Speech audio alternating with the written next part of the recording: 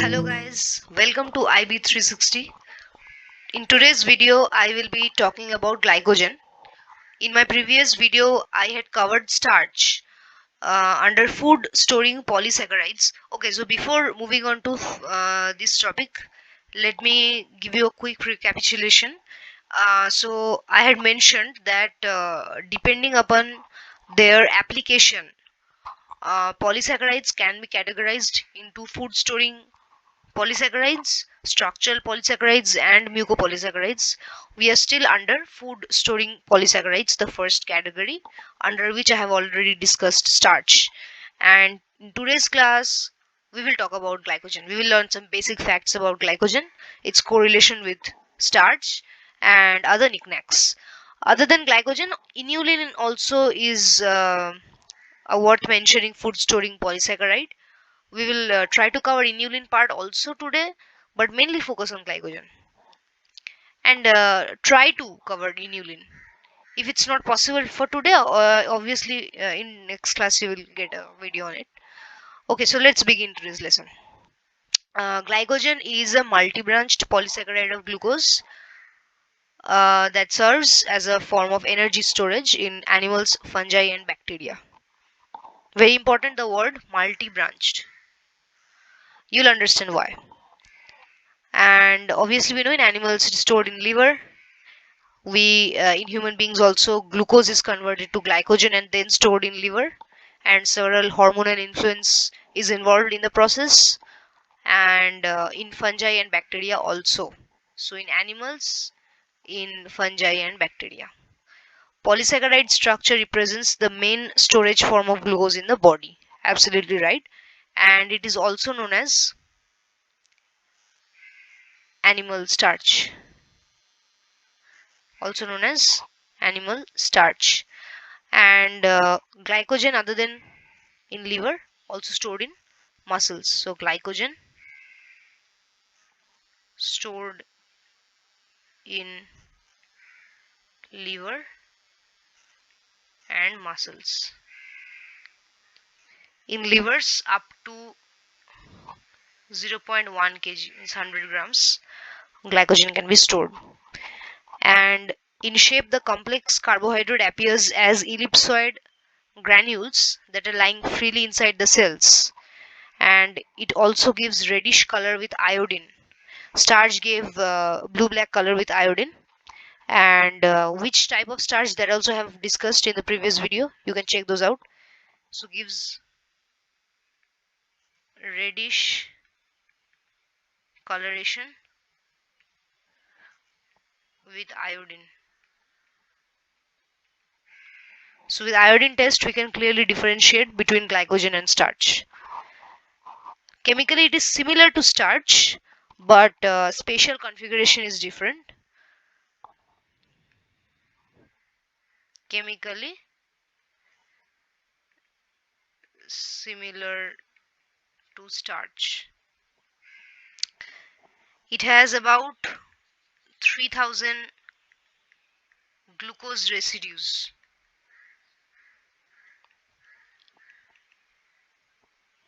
And molecular weight of about 4.8 million. Not exactly same, about. There are two types of linkages, one 4 glycosidic linkage and one 6 alpha linkages. We will see that in this particular diagram. Structure of glycogen. So this is the straight part, and this is also a straight part, but this is where the branching is taking place. The point where branching is taking place has an alpha 1,6 linkage, and otherwise in straight parts they have alpha 1,4 linkage. That means an alpha bond between the first and fourth carbon of consecutive glucose monosaccharides, and here between first and sixth carbon at the junction, or at the junction, that means between the main chain carbon, monosaccharide carbon, and the branched one. So the straight part, that is this part, they are mostly remaining helically twisted with each turn having 6 glucose units. Okay, so straight part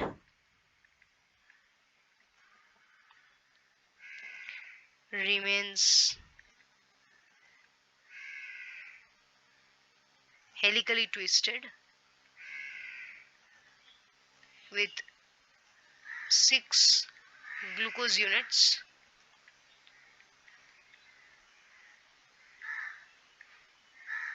in each turn. That is the first fact. Second fact, 1 alpha 1 4 linkages between monomers of straight chain. Third point, alpha 1 6 linkages at branching points.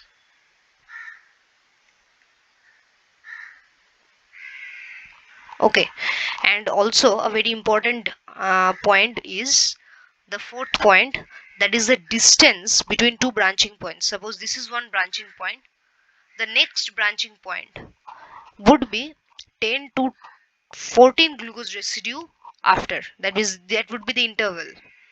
So distance between two branching points is 10 to 14 glucose residues. Okay, so these are some basic facts about structure of glycogen.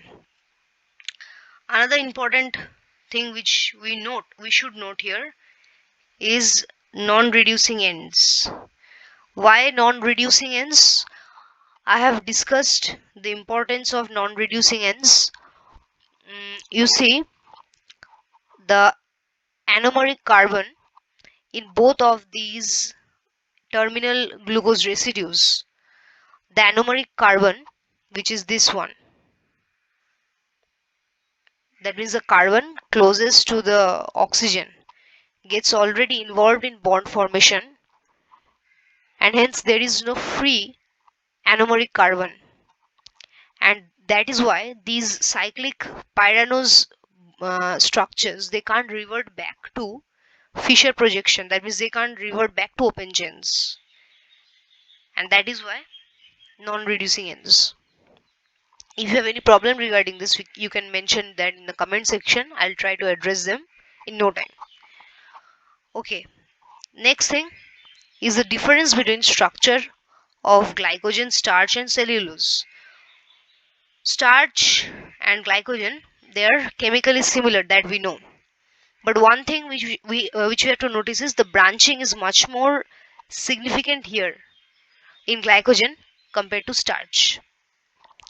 Starch can exist in two forms, amylose and amylopectin, while glycogen does not necessarily exist in different forms, rather it's an overall multi-branched structure. Cellulose, on the other hand, exists as parallel simple fibers in linear fashion, but branching is in most capacity seen in glycogen. That we have to note. Starch is found in potato, glycogen is found in liver, and cellulose in plants. Though cellulose is also a food storage polysaccharide, but we will study cellulose under structural polysaccharide. So this is all about food storage polysaccharide, but if you have to know about inulin, there is not much to know about it, rather just one or 2 points, that inulin is a fructan. That means its monosaccharide is its monomer is fructose, not glucose like glycogen or starch. It's a fructan storage polysaccharide found especially in roots and tubers of dahlia and related plants. Found in roots and tubers of dahlia, and related plants. Okay. And another point, that it is not metabolized in human body. That is a very important point. Not metabolized in human body. It cannot be metabolized, so it is readily filtered through the kidney, and that is why it is used in testing kidney functions, especially glomerular filtration. Okay, so this is used in testing kidney function.